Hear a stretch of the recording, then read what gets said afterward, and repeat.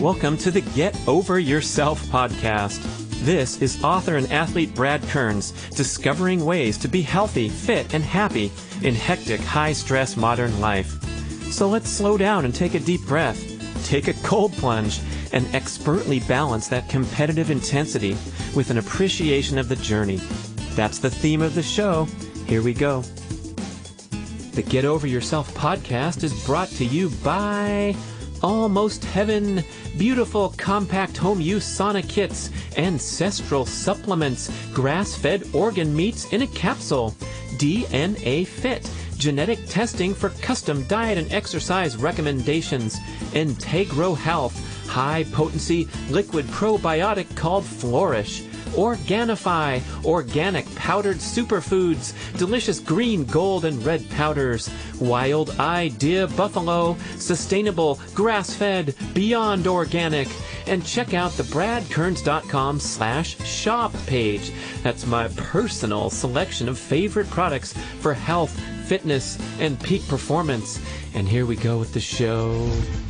Are you going to pop for that chest freezer? Are you going to be a badass? Are you going to start your day by jumping into a tub of cold water? Mine's heated between 34 and 38. This morning I forgot to unplug it, or I had the timer on too long, so it was literally 32. So I was sitting on a block of ice on the bottom, and it's filling into ice instead of water now. And even the difference between 32 and 38 is huge. Oh, yeah, it was tough. We're still going to be fluid with our thinking and our experimenting and not come out with a hammer, a dogmatic hammer to say this is the way for everybody. That's getting to be a huge problem in the ancestral health movement in general. Avoiding chronic cardio exercise. This is an absolute brutalizer of your general health and your hormone levels. You can get tanked so quickly and undermine all the other healthy lifestyle practices that you're so devoted to. Okay, if you're ready to change your life, please check out the Primal Blueprint Mastery courses, of which I am the host. The exercise was to bring our books to life with a comprehensive online multimedia educational experience. We have the Primal Blueprint 21-day transformation, so you can go primal, ditch grains and sugars, learn what primal living is all about. We have the Keto Reset Mastery course. If you've built up some good momentum and now you're ready to try this keto thing and do it right once and for all and be guided step by step throughout the content in the entire book, The Keto Reset Diet, through video. If you're too lazy to read, just watch me talk you through the whole thing. We also have the Primal Endurance Mastery course, which is the world's most comprehensive library of interviews with experts, great athletes, and covering the entire content of the Primal Endurance book. An absolute must-have for an endurance athlete who's trying to do it right instead of get broken down and burnt out. And many other ones. We have a stand-up desk experience called Don't Just Sit There with Katie Bowman. We have a paleo cooking boot camp where you can cook for a couple hours on the weekend and have meals for your family all throughout the week. Great courses. Click the links at bradkearns.com and learn more. Hey, welcome back to part 2 of 10 reasons why I'm better, stronger, and faster in 2019, with a few needs to improve as well. We covered 1 through 5 in the last show. Family and relationship health. A new empowering mindset about finances and wealth, changing my sprint workout to honor the high-intensity repeat training, adding more micro workouts into the busy day, breaking up periods of stillness, and number 5, doing my morning flexibility routine every single day. And now we get into the wonderful, fantastic number 6, which is doing the cold plunge and the hot sauna. How important is this? Again, we're going back to my original inspiration for the show, my email exchange with Eddie Blau. I'm still bugging him to get a chest freezer in his backyard now. He's going to have huge pressure because thousands of people listening to the show are going to wonder, are you going to pop for that chest freezer? Are you going to be a badass? Are you going to start your day by jumping into a tub of cold water? Mine's heated between 34 and 38. This morning I forgot to unplug it, or I had the timer on too long, so it was literally 32. So I was sitting on a block of ice on the bottom, and it's filling into ice instead of water now. And even the difference between 32 and 38 is huge. Oh, yeah, it was tough. But doing this every single morning, I think, has been another wonderful thing that's going to count in the category of me feeling better, stronger, faster, happier in 2019. I've done an entire show on the benefits of cold exposure. So there's all the hormonal benefits. You get that boost of norepinephrine in the morning. That's the motivation, focusing hormone. So you feel great when you get out, for sure. Everyone can reference this if you've ever jumped in a cold lake or cold ocean and you get out, oh, it's freezing. Oh, but you feel kind of buzzed. You have a natural hormonal high, and it only takes a few seconds of cold exposure to get that wonderful, that positive fight or flight benefit. But again, as I detail in the show about cold therapy, and whenever I get a chance to tout this, I think the psychological benefits are profound as well. So if I can jump into a cold tub every morning, I am developing more focus and resilience for all other forms of stress in my life, not only at the hormonal level, but also psychologically. Tony Robbins, motivational guru of the planet, huge cold plunge enthusiast. You can search YouTube, Tony Robbins cold plunge, and he's bragging about jumping into his 55-degree water. I'm like, come on, Tony, how about 35, dude? But anyway, what's cool is he has installed these special cold plunge facilities in all 7 of his luxury homes across the world. So you can see him in his crib in Florida, and he's got this tiny little round pool. It's probably like 6 feet circle, cooled to mid-50s for him to jump in every single morning. And he calls this regimen an example of his mind telling his body what to do.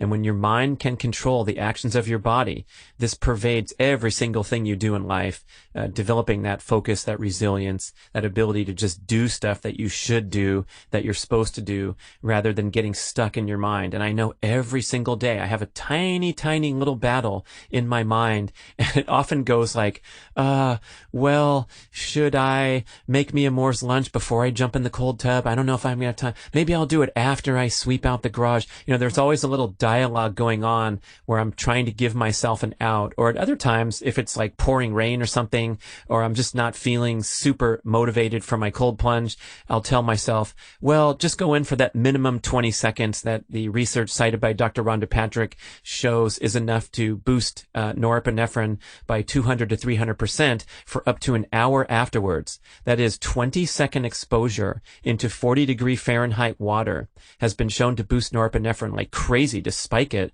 for up to an hour. So I always think 20 seconds is the minimum time frame. If you're going to take a cold plunge, at least stay in that long. I'm generally up to 5 or 6 minutes with my regimen now. I've built up from a starting point of 3 minutes, and I feel fine. I'm doing breath control. I'm doing a meditation exercise, and that's my only chance to meditate during the day because I just can't seem to cross my legs in that manner. My knees hurt afterward, and I'm just not inclined to sit and do a proper session. But for that 5 minutes in the tub, I am absolutely getting a meditative experience because I'm focusing entirely on my breath, and that's the only way to ward off the effects of the cold. I'm overriding that sympathetic nervous system response by focusing on my breath and staying calm and relaxed. The sympathetic response would be, you jump in, you can't catch your breath, and you jump right out. So that's the touting of the cold exposure. And then on the sauna side, oh my gosh, I don't even know how I can get through winter without my Almost Heaven sauna. So commercial in the middle of the show, go look at almostheaven.com. And they make these kits. They will ship you a kit on a pallet with step-by-step easy assembly to build your own barrel sauna. It fits in your backyard. Mine's 6x6. That's sort of a medium or a larger size one. You can get tiny ones like Christopher Smith, speed golf champion in Eugene, Oregon, getting through those winter months with that constant access to sauna rather than having to get in the car and drive and go to the crowded one at the health club. Oh my gosh, it's been a absolute pleasure and so many health benefits there. They talk about these heat shock proteins. You can search YouTube, and Dr. Rhonda Patrick does some great videos where she hits you hard with all the science in a short duration narration of all the health benefits of sauna. Of course, it's been a mainstay of Finnish culture for at least 1,000 years, maybe longer. And it's such a relaxing experience. It's such a great way to unwind from a busy day or at any time of day. And so I'm a huge enthusiast of both cold and hot exposure, great hormetic stressors to enhance your resiliency to all forms of stress in daily life. And guess what else? When you're going in the hot sauna, you're doing a self-care exercise. So it's going into the category of self-care, like going and getting a massage, doing the morning stretches, some time where you're looking after yourself and you're taking the time during a busy day to relax and enjoy yourself, engage in a social experience if you go in with somebody else. And so those kind of things are huge attributes because we often overlook those. It doesn't quite count the same as when you're inside watching Netflix on your earphones so as not to disturb the other person in the room watching something else on Netflix. So go take a sauna. Get yourself a sauna. You deserve it. What else are you going to spend your money on that's better than that? Okay. Number 7. Eating in a more nose-to-tail carnivore style pattern and pounding my ancestral supplements. So here's the thing.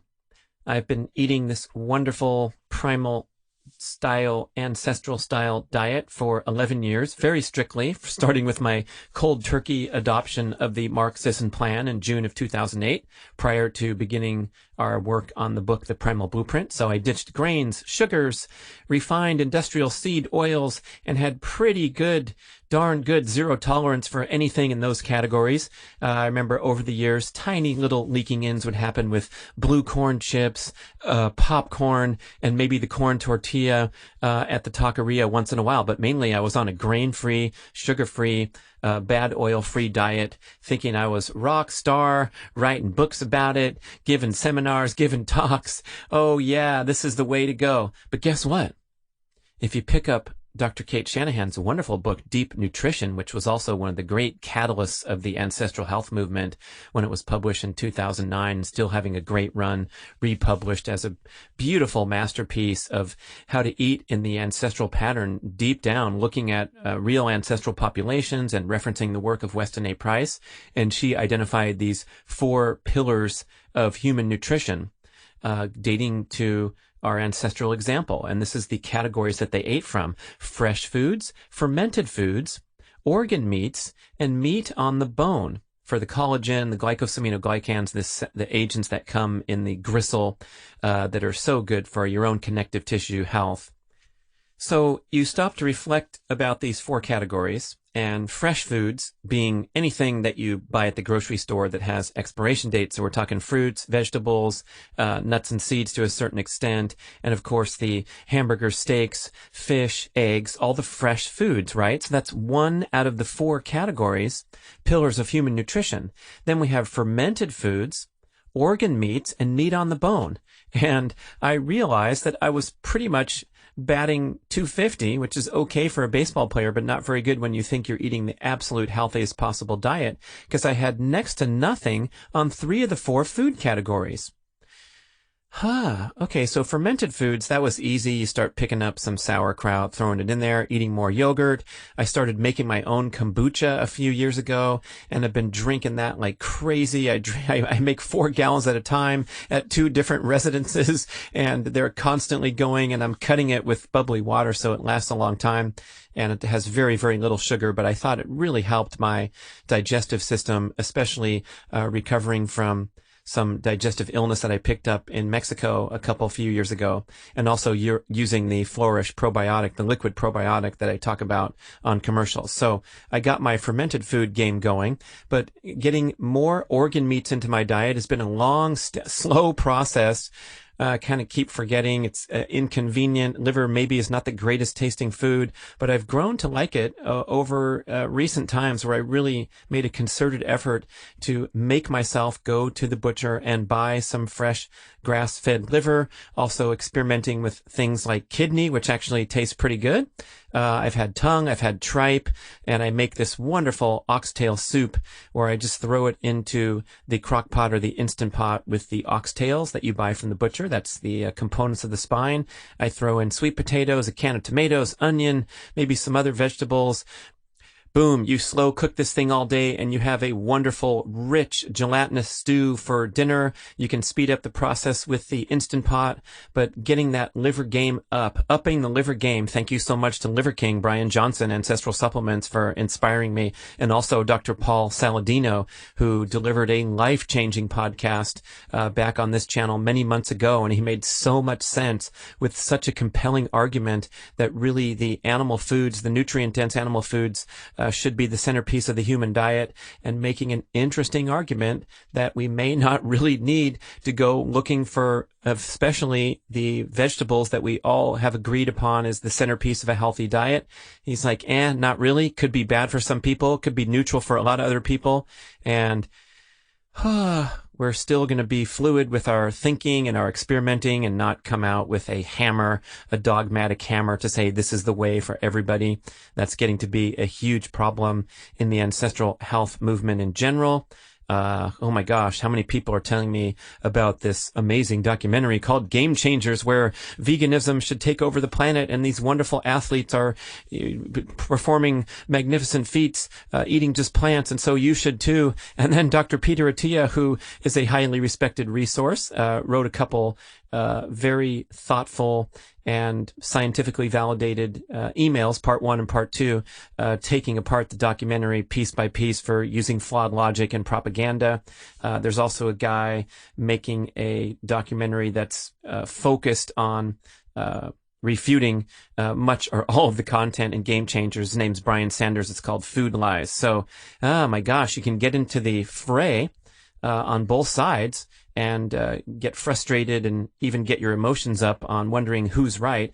Or you can go out and try some things and experiment and take notes and adjust and see what works for yourself. So what's worked for me, starting back in April when I talked to Saladino, I said, I'm going to give this carnivore thing a try. And it happened to coincide with the fatty popcorn boy era, as I talked about on a show of that title. So one thing about the carnivore is, if you are concerned with dropping excess body fat and perhaps frustrated from lack of success with other types of eating patterns, I think this is going to rise to popularity because it's such a reliable way to lose excess body fat while being highly nourished and highly satiated. So for say anything else about it, lots of people have said, have shown that their autoimmune and inflammatory conditions have alleviated dramatically and quickly when switching over to nose-to-tail carnivore-style pattern. Those people happen to be highly reactive to the anti-nutrients contained in plant foods. I wouldn't put myself in that category. It's probably not a ton of people in that category, but the general premise that we can focus on the most nutrient-dense foods on Earth, which are the animal foods, especially the organ foods, and the superfoods where you could talk about pastured eggs, and fresh berries will count in there too. So I've transitioned over from a vegetable emphasis in my plant consumption to now I'm eating more fruits and less vegetables, and I'm certainly not going and looking for giant piles of vegetables as I have in years past, wanting to honor my body with the best foods and the healthiest foods and all that. So I've kind of changed my thinking in that way. So I'm not a strict anti-vegetable person, but I don't go looking for them and making giant piles of stir fry anymore.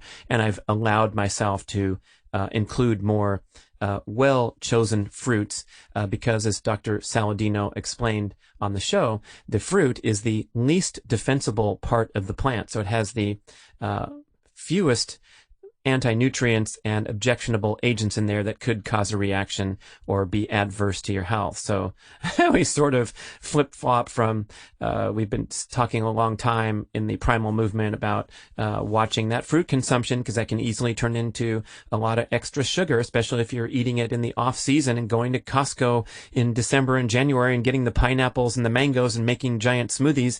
No, that's not what we're talking about. We're talking more about eating the fresh in-season berries and whatever else is around, like the pomegranates are in season now in the late fall.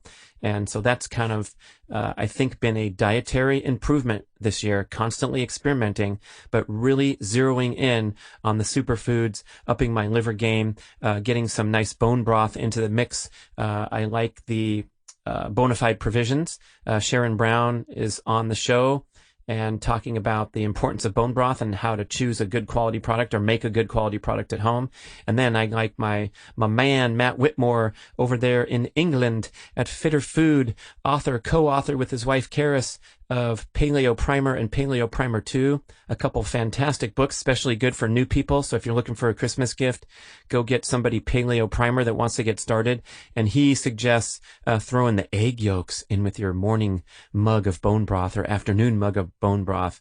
And that is a winning beverage right there. So that's number 7, kind of transitioning more over to the nose to tail carnivore style. Yeah. Number 8. Speaking of sweet potatoes, remember I threw that into my stew with the oxtail?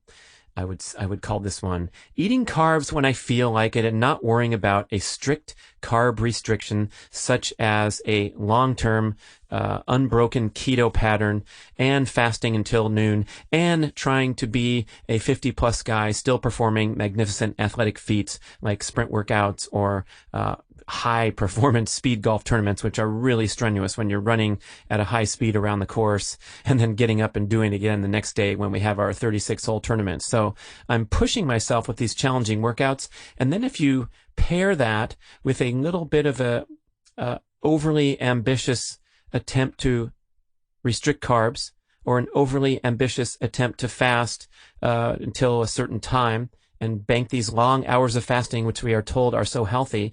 I think if you throw that triple threat into the mix, sometimes it can add up to extra stress or an over-stress pattern. 2 of my mentors on this topic, Dr. Tommy Wood, listen to his wonderful shows and my wrap-up show summarizing all the great content we got from him up at his home near Seattle. And also Dr. Phil Maffetone, who told me when I visited him and did some extensive interviews for our Primal Endurance Mastery course, he said, you know what, this fasting thing for an athlete, he goes, I'd like to see you get some calories in the morning. So Phil likes his high-fat coffee in the morning. Everyone's got a pro and con opinion about that. But it was interesting information to process for me and my particular needs. So for others, long-term, unbroken ketogenic period with long fasting periods might work wonderfully. Some of my main mans who be operating in a closed loop fuel system are pretty awesome with pretty fantastic results. And by that, I mean aggressive fasting, sustained, extreme restriction of carbohydrates and feeling fantastic, carrying around low body fat, good athletic performance. Mark Sisson would be in that category because he's devoted to that compressed time window of eating all his calories between 1 and 7 p.m. And he doesn't even eat that much food. I've been hanging around this guy for a long time. He's just not a big food eater. He's a closed loop fuel system and definitely promoting longevity with his approach. Dr. Paul Saladino, of course, and William Schufeld, both of whom have been guests on the show, are highly committed to that carnivore style eating pattern. Schufeld on his Instagram site will give you tons of details and videos discussing the intricacies of his diet and how he makes it work with a very aggressive training strategy and trying to get that really lean, shredded physique where he's got his body fat down to 3.8%. So if you're into that kind of thing, check out what he's doing. It's working for him. Dr. Sean Baker, another great leader of the carnivore message, is doing well and performing at world record level in his indoor rowing exercises in the age 50 plus, and of course doing it with piles of steaks and hamburgers and not a lot of variation seems to work fine for him. And of course Brian the Livic King Johnson of Ancestral Supplements. Go to the website ancestralsupplements.com and look at the About Us page. You will see one of the greatest, most heartfelt messages about living the dream, living the ancestral lifestyle in great detail. And you will read about this amazing workout that he does called the Barbarian. You can't even imagine how difficult it is. Look at bradkearns.com and click on MoFo and you'll see pictures of him at work doing this phenomenal workout. And he also engages in extreme fasting periods, a 5-day fast every quarter that he completes with his wife, Barbara. He doesn't even eat his first food until 2, 3 p.m. routinely, and very committed to that ancestral pattern, emphasizing nose-to-tail carnivore foods, not a whole lot of carbohydrates, not a whole lot of snacking or any undisciplined eating, but he does do weekend carb refeeds and so forth. And so these guys that are pushing the limits of human performance and human knowledge, it's great to pick and pull what they're doing and then try it out yourself. And so I'm going to put a plug in here on number 8 for me being a little more intuitive and not worrying about perhaps a random refeed. Brian McAndrew, our wonderful cameraman, audio engineer, and my co-author on Keto Cooking for Cool Dudes, says, quote, life will give you refeeds, so don't really worry about it either way. You don't have to go looking for carbs as some strategy, but if you feel like it and they're in your face and someone made you a nice meal with sweet potatoes, oh my goodness, go ahead and enjoy it. To what extent? Well, remember what Tommy Wood said?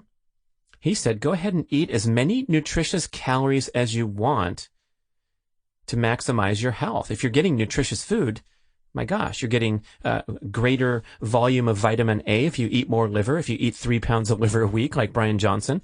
And to what point, to what extent that you're going to have a free license to eat as many nutritious calories and as many carbs as you want, to the point of adding excess body fat. At that point, you know that you're well fueled, your glycogen tanks are topped off, and now you're adding body fat. And for most people, that's not a desirable occurrence. So this is coming from the expert himself, Fatty Popcorn Boy, where I slowly leaked in the direction of enjoying these nutritious foods, large portion sizes, lots of dark chocolate. Can't go through a day without having a few squares here, there, and everywhere. And I drifted up from kind of my stable baseline weight that I've had for several decades since I stopped racing triathlons, and that was probably around 164, and I got up to 172 all of a sudden, looked on the scale and go, whoa, who's that guy? So when I did the Fatty Popcorn Boy journey back to desired body composition, with the 2 strategies in place were fasting as a rule until 12 noon, because I wanted to have some rules and guidelines in place and get the body fat off, and also drifting over to a carnivore style pattern where I, of course, would restrict my carbohydrates to the extent that I was getting back into burning off stored body fat mode. And it happened very quickly. In a few months, I'm back to my regulated weight. And now going forth, I'm pretty much, I would say, targeting my carbohydrate intake around my workout output. So on a day where I didn't really do much, or what have you, a travel day or something, I'm probably going to be fasting for a great portion of the day, especially if it involves jet travel. I think eating and jet travel don't mix well. Jet travel is very stressful to the body. It spikes cortisol and can promote a sustained fight or flight spike because of the stress response that occurs when you're traveling through time zones in a contained metal cabin like that. So a lot of fasting when I'm not exercising much. And then if I'm putting out big time effort like speed golf, I will probably find myself chowing down with numerous options for healthy carbohydrate intake. But not popcorn, interestingly, because that's a slippery slope downward for me. So in solidarity to people dealing with dependency issues everywhere. I shouldn't make a joke about that, but I really am trying to step away and realize that the popcorn was starting to get a hold of my mind. I loved it so much. I hadn't eaten it in 10 years, and oh my goodness, it was getting out of hand. So taking a little breather on that. And I guess with a concluded message here, I think it's a good idea to take a stand against the regimentation and the mindless Muppet-style eating that many people are drifting into, especially with the dogmatic food camps, and instead promote an intuitive approach where you're making good choices. You have some rules and guidelines in place, right? So you're not going to be drifting over to 7-Eleven in the name of everything in moderation and other bullshit like that. But you're making good choices and you're kind of going with the flow. If you're not hungry, you don't eat. That's another great strategy for losing excess body fat, isn't it? Oh, I forgot about that one. Hold on. Get your notepad out. If you're not hungry, don't eat. That means you're skipping a meal, don't worry about it.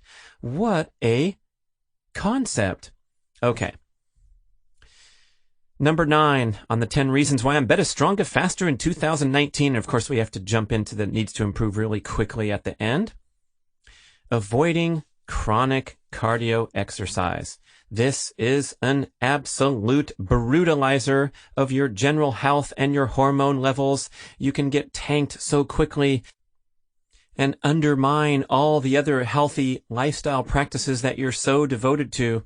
And oh my gosh, it's a challenge. I gotta say, I have ambitious athletic goals, and I'm trying to go out there and do the work and be intuitive and be smart and be sensible. And I still have occasions where I overdo it, lo and behold, because I'm enjoying myself so much and I'm playing so many good rounds of speed golf. So I'm going to play one more and try to get some icing on the cake. Or when I'm up in Tahoe discovering these new trails and there's fresh snowfall and it's so fun to go out there and have that nice cushioned trail under you, and you can go and go and go and then get up the next day and do it again. And then pretty soon you wake up and you find yourself run down, at least me, because remember from earlier show, I'm on the Braverman test as a crash and burn kind of guy, the DNA fit genetic profile. So it's very easy for me to push it past the red line, push it past the edge, and fall into those chronic patterns where I require extended recovery time. So avoiding that chronic cardio, or anything that resembles a whiff of chronic cardio,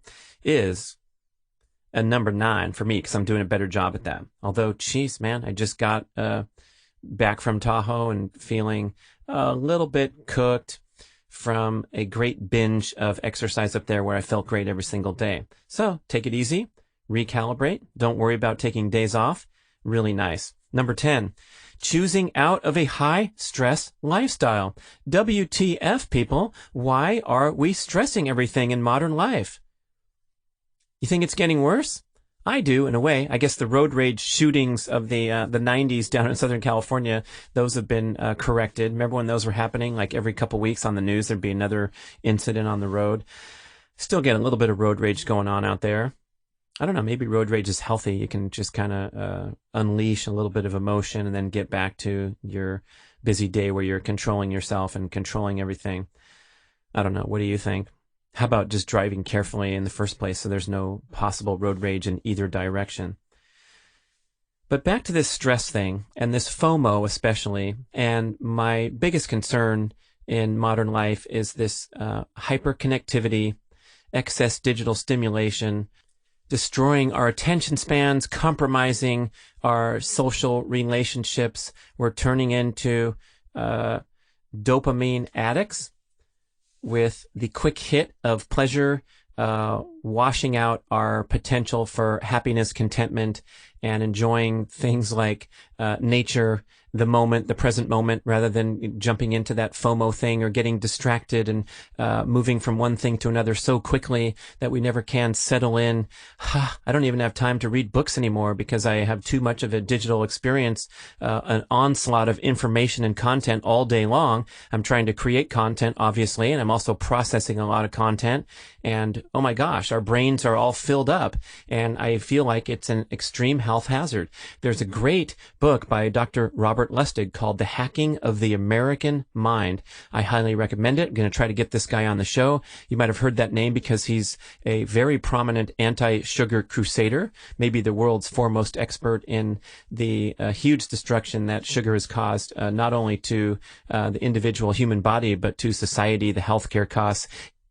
He and his fellow best-selling author Gary Taubes are the guys who are really carrying the torch on this issue and the crusade against sugar as something that's destroying our bodies, our minds, the healthcare system, and extending out with Dr. Lustig's new book, The Hacking of the American Mind. He's talking about how the profit-seeking interests in particular are getting very good at hijacking our dopamine pathway. So they're giving us that quick, pleasurable hit to the extent that we become addicted to the rush at the great expense of things like happiness, contentment, and living a long-term fulfilling life, which you get through things like struggling and persevering through a problem, through a challenge, staying focused on a project and completing it, taking a walk or a hike or a swim in nature, kind of these low-tech, low-stimulatory activities that fill you with a general sense of contentment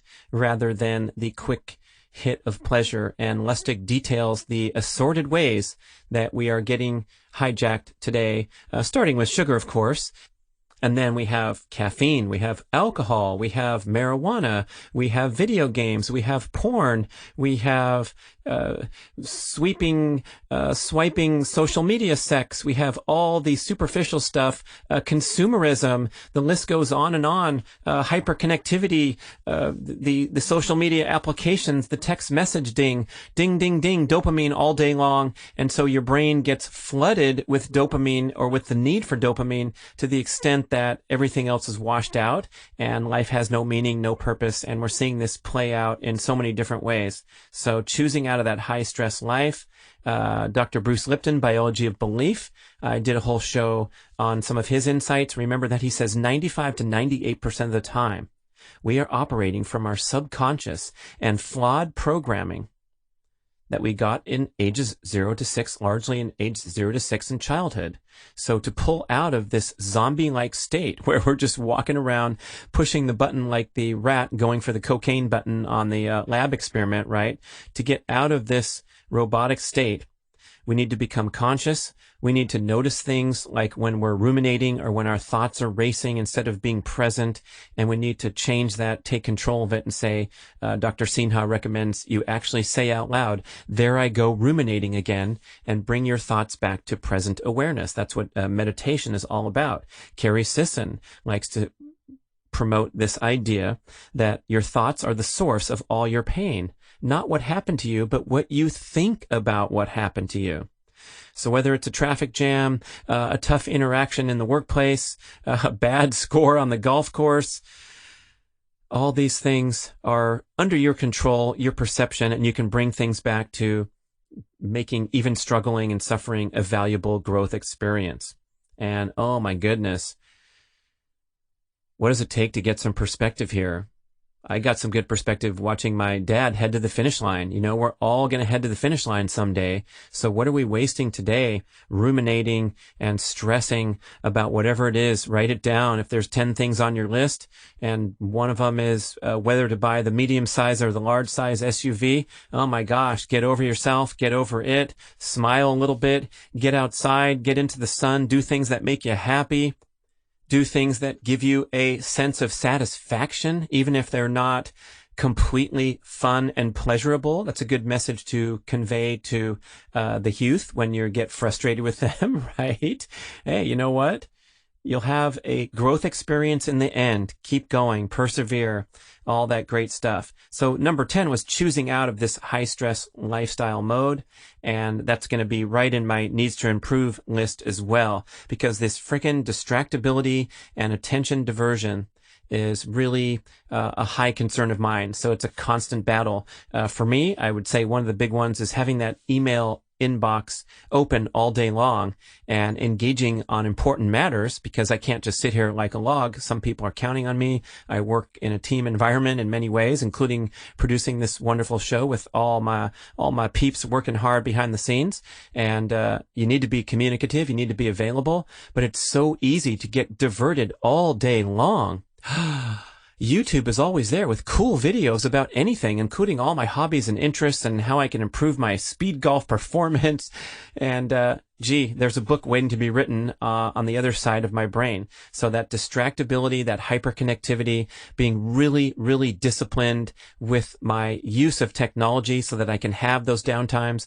And I was talking to my daughter about this recently. I'm like, maybe that's why I enjoy my workout so much. I mean, I like running. It's nice to be out there, but it's not the most exciting of sports. I like speed golf better, but I will take off and go running down the street many days because A, I'm trying to get fitter for my competitive aspirations, but B, I'm moving my body through space and I'm outdoors, looking at scenery, engaging my senses, and I'm away from the screen. And so I must be doing that for a reason beyond just the pure enjoyment of the run. It's also the escape. So we got to have these escapes when we're so enveloped with technology and screens and distractibility all day long. So number one is trying to stay focused and keep my attention on high priority items. Number two, on this needs to improve list is evening artificial light and digital stimulation. All right. I would say in comparison to the average person, I probably have a beautiful A score of 93%. Liver King down there in Houston, Texas is, I would say, 99.7% because he and his family, man, those guys are dialed. They don't even have Wi-Fi in their home. They have long Ethernet cables to plug in so they can minimize their EMF exposure. They have the beautiful orange-hued light bulbs throughout the house, so it's never bright. It's totally mellow. And sleeping on the ground, wearing the orange lenses all the time.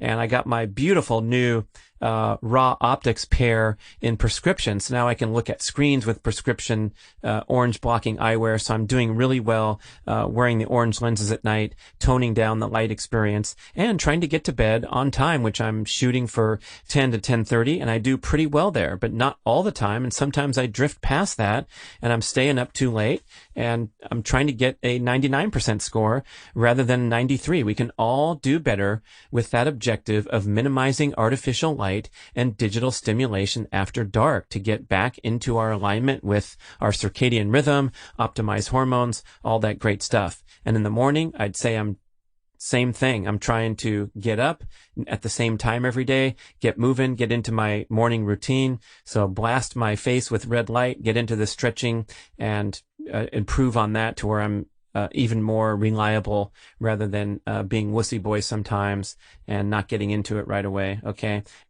And then the third item on the needs to improve list is also a mirror for one of the things on the good list. Number 9, avoiding chronic cardio. So I'm doing much better about that, but it still leaks into the picture now and then due to my high enthusiasm for exercising and achieving these fitness goals. So it's a slippery slope, and I, of course, haven't quite figured it out exactly yet. Here, I've only been doing this stuff for like 40 years. I've only been doing endurance training and all that. So it's a constant exercise to apply logic and reasoning to your instincts. And what I mean by that is sometimes you wake up and you feel fine, but it could be due to the effect of elevated stress hormones because you've been training really hard for days on end, or you took a long jet travel transcontinental trip. You wake up early the next morning because you're still on your time zone that you came from, and you go out there and bust out a nice tempo run in the morning through Central Park or something that will catch up to you later that night because you're in a high stress period of life. And so we just got to be careful, especially when you have that competitive intensity that you can easily unleash when you get to the gym. When I make the point of driving over to the gym, I end up doing a lot of hard work, and sometimes it's a little too much, and I feel sore for 3 or 4 days after if I hit the kettlebell sideways squats too hard and my glutes are sore. And Dr. Phil Maffetone reminds us that, getting sore after workouts, it's not really a good thing. I know some people like it because they feel like, hey, I'm working hard. I feel like I accomplished something because I'm sore. But that soreness, that muscle damage, something you probably want to avoid overall. So those are my needs to improve things: the distractibility, the hyperconnectivity, minimizing evening artificial light and digital stimulation, and avoiding those chronic exercise patterns. And a quick recap of the 10 reasons that we covered in this two shows that I split up because I started talking so long I went past the time counter. Number 1 is family and relationship health. The quality of your life equates to the quality of your relationships. Number 2, a healthy mindset about finances rather than the FOMO mindset. Be grateful for what you have. Enjoy what you have.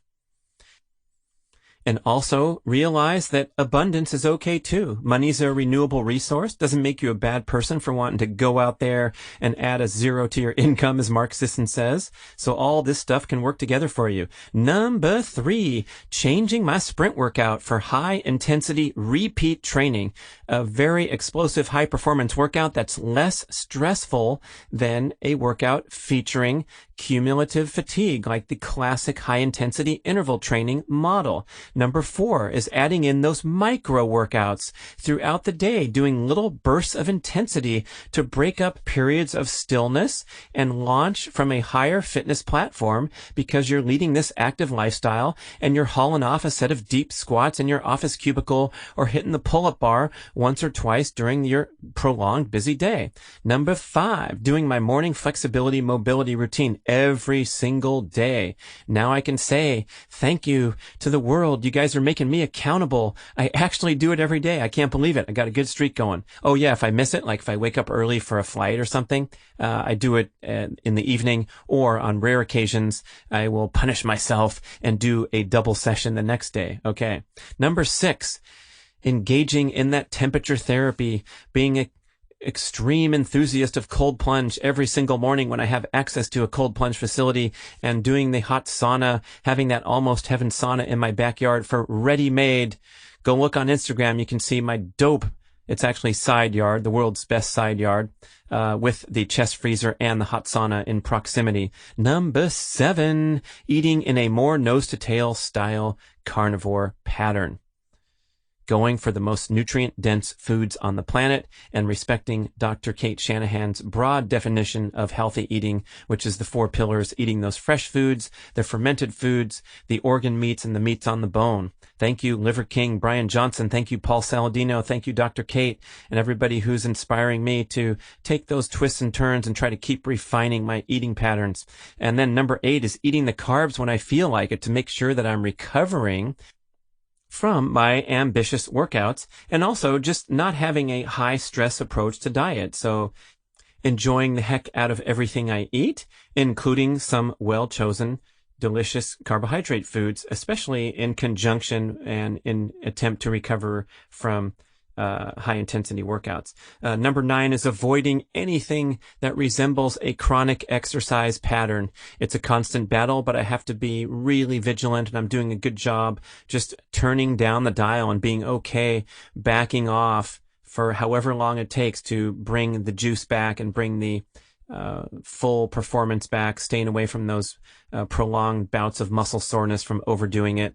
And then number 10, making the conscious decision, coming out of subconscious into conscious, and choosing out of this high stress life that is enveloping us, featuring hyperconnectivity, distractibility, and especially the disease state of FOMO, fear of missing out. Be happy where you are with what you have, what you're doing, and thank you for listening. Ba-da-ba-ba. Thank you for listening to the show. We would love your feedback at getoveryourselfpodcast@gmail.com. And we would also love if you could leave a rating and a review on iTunes or wherever you listen to podcasts.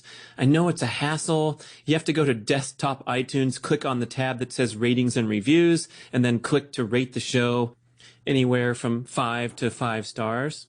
And it really helps spread the word so more people can find the show and get over themselves, because they need to. Thanks for doing it. People, I've discovered an awesome new workout program that gets you results in 8 minutes. Yes, an 8-minute workout. And don't laugh, because the science supports the assertion that a properly conducted high-intensity workout lasting only 8 minutes with less than a minute of explosive sprinting effort can deliver more benefits and less downside risk than a pattern of much longer, more depleting cardiovascular workouts. It happens with Carol. That stands for Cardiovascular Optimized Logic, an artificial intelligence-powered interactive exercise bicycle that learns to apply the exact resistance you need to get fitter over time. Basically, the template workout is you warm up, hit an all-out 20-second sprint, recover for a few minutes, blast another 20-second sprint, and cool down. The guy on the Carol Fit AI website is wearing a suit and tie because the workout's too short to sweat. Yes, it's hip and slick and high-tech, but it's also legit. The sprinting elicits a cascade of hormones into the bloodstream that prompt fitness breakthroughs and turbocharge fat metabolism around the clock. I tracked these guys down and got involved because the protocol aligns beautifully with my fondness for micro-workouts and minimizing cellular damage by limiting your sprints to only 20 seconds. The Carol Fit AI website explains everything with simple graphics and videos, and you will get drawn in because it's time to reject the no pain, no gain mentality and conduct workouts that are safe, effective, and give you the most return on investment. Much less time than you think to get awesome results. CarolFitAI.com.